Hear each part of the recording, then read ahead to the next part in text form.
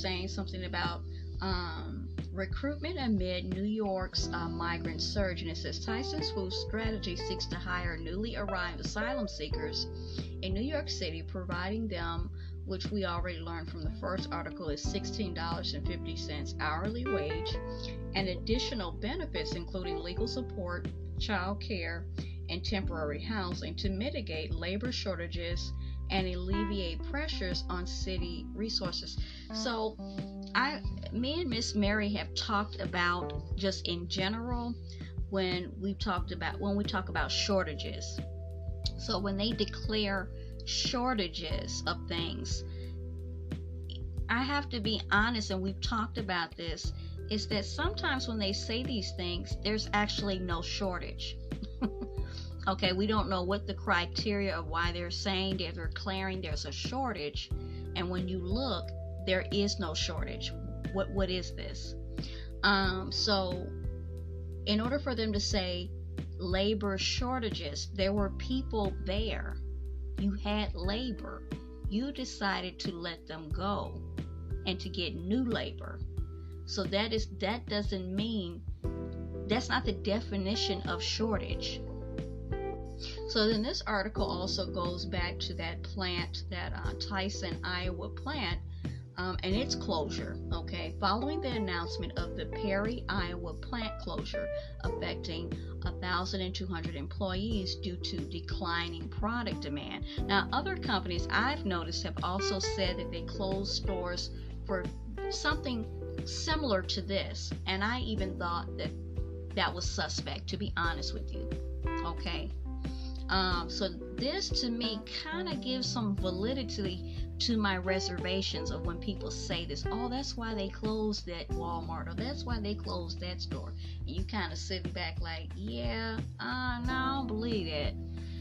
This right here is just a prime example of them saying something only to go back and do something else.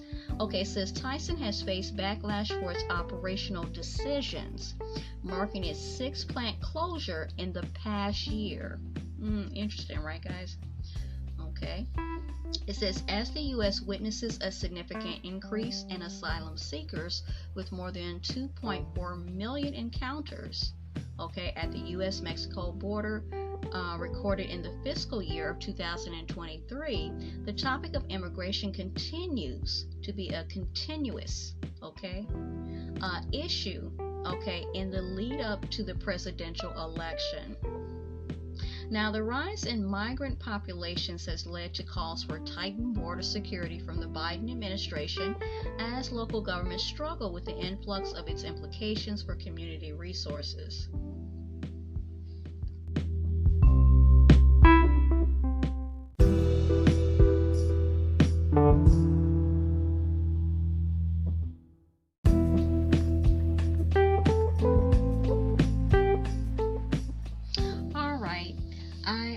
Found an article from, I believe it's foxnews.com, and its title is Tyson hiring migrants while laying off U.S. workers is the decimation of the American dream.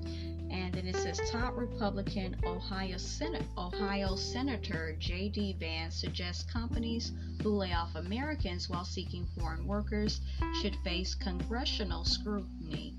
This was actually published today, I think in the morning time at 8 a.m.